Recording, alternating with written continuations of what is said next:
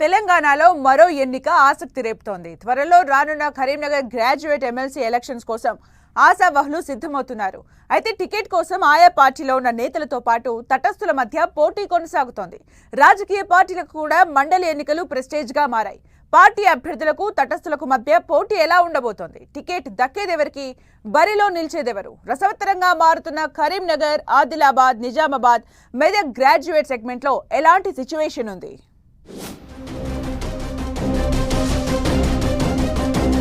తెలంగాణలో మరో graduate MLC పోరు. తటస్థులు, ప్రధాన పార్టీల్లోని నేతల మధ్య టికెట్ ఫైట్. సిట్టింగ్ సీటు కోసం కాంగ్రెస్ సత్తా చాటాలని బీఆర్ఎస్. 4 ఉమ్మడి జిల్లాలు, 40కి పైగా అసెంబ్లీ నియోజకవర్గాలు, ఒకే ఒక్క ఎమ్మెల్సీ స్థానానికి అభ్యర్థుల సంఖ్య మాత్రం పెద్దగానే ఉండే అవకాశముంది. పార్టీలు, ఆశావహులు, తటస్థులు అందరూ గ్రాడ్యుయేట్ ఎమ్మెల్సీ ఎన్నికకు రెడీ అవుతున్నారు. కరీంనగర్, ఆదిలాబాద్, నిజామాబాద్, మెదక్ గ్రాడ్యుయేట్ ఎన్నిక నోటిఫికేషన్ కు ఇంకా కొన్ని నెలల సమయం ఉన్నప్పటికీ ఇప్పట్నుంచే ప్రచార జోరును పెంచారు కొందరు ఆశావహులు. తమ అభ్యర్థిత్వాన్ని బలపరచాలంటూ విద్యావంతుల మద్దతు కోరుతున్నారు. ఓవైపు పట్టభద్రులతో సమావేశాలు నిర్వహిస్తూనే మరోవైపు పార్టీ టికెట్ల కోసం ప్రయత్నం చేస్తున్నారు. అయితే ఈసారి తటస్థులు కూడా పోటీకి సిద్ధమవుతుండడం ఆసక్తి రేపుతోంది. రాజకీయ పార్టీలతో సంబంధం లేని వారు రంగంలోకి దిగుతుండడంతో పొలిటికల్ పార్టీలు వర్సెస్ తటస్థుల మధ్య పోటీ నెలకొననుంది. ఇంతకాలం రాజకీయాలతో అంటీముట్టనట్టుగా వ్యవహరించిన వారు కూడా పోటీ పడేందుకు ఆసక్తి చూపిస్తున్నారు.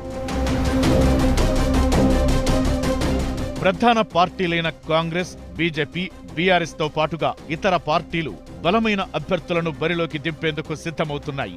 అధికార పార్టీ కాంగ్రెస్ తిరిగి సిట్టింగ్ స్థానాన్ని కైవసం చేసుకోవాలని చూస్తుండగా బీజేపీ కాషాయం జెండా ఎగురవేయాలని ప్లాన్ చేస్తోంది. ఇక గతంలో బీఆర్ఎస్ కు కంచుకోటగా ఉన్న ఈ మండలి సెగ్మెంట్లో తిరిగి సత్తా చాటేందుకు కారు పార్టీ వ్యూహాలు రచిస్తోంది.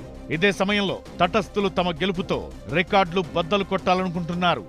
బీఆర్ఎస్ అధికారంలోకొచ్చిన తరువాత జరిగిన ఎన్నికల్లో స్వామిగౌడ్ విజయం సాధించగా 2019 మార్చిలో జరిగిన ఎన్నికల్లో మాత్రం కాంగ్రెస్ తరపున పోటీ చేసిన జీవన్ రెడ్డి గెలుపొందారు. అయితే ఈసారి విజయం ఎవరిని వరిస్తుందనేది ఆసక్తిగా మారింది. కాంగ్రెస్ పార్టీ టికెట్కు పోటీ ఎక్కువగా కనిపిస్తోంది. కాంగ్రెస్ తరపున వెలిచాల రాజేందర్ రావు, మేనేని రోహిత్ రావు, ప్రణవ్ బాబు, ఆర్ సత్యనారాయణ, ఆల్పోర్స్ విద్యా సంస్థల చైర్మన్ నరేందర్ రెడ్డి, ప్రొఫెసర్ ప్రసన్న హరికృష్ణ పేర్లు ప్రధానంగా వినిపిస్తున్నాయి.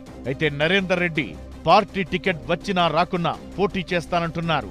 మిగతా వారంతా ఎవరికి వారు టికెట్ కోసం ప్రయత్నాలు చేస్తున్నారు. అయితే ప్రస్తుతం ఎమ్మెల్సీగా ఉన్న జీవన్ రెడ్డి మరోసారి మండలికి పోటీ చేస్తారా లేదా అనేది ఆసక్తిగా మారింది. బీఆర్ఎస్ నుంచి ట్రెస్మా chief advisor Yadagiri Shekhar Rao ticket వస్తుందన్న ధీమాతో గ్రౌండ్ వర్క్ మొదలు పెట్టారు. ఆ పార్టీకి చెందిన మాజీ మేయర్ రవీందర్ సింగ్ కూడా పోటీలో నిలుస్తున్నట్టు ప్రకటించారు. బీజేపీ నుంచి గతంలో పోటీ చేసిన సుగుణాకర్ రావు, మాజీ ఎమ్మెల్యే గుజ్జుల రామకృష్ణారెడ్డి, రాణి రుద్రమ, జగిత్యాల మాజీ మున్సిపల్ చైర్మన్ భోగ శ్రావణి, మంచిర్యాల జిల్లా అధ్యక్షుడు రఘునాథ్ టికెట్ కోసం ప్రయత్నిస్తున్నట్లు ప్రచారం జరుగుతోంది. ఆశావహులంతా ఇప్పటికే అధిష్టానాలను కలిసి తమకు అవకాశం ఇవ్వాలంటూ కోరుతున్నారు. ఐఎంఏ రాష్ట్ర అధ్యక్షుడిగా పనిచేసిన డాక్టర్ బిఎన్ రావు పోటీకి రెడీ అయ్యారు.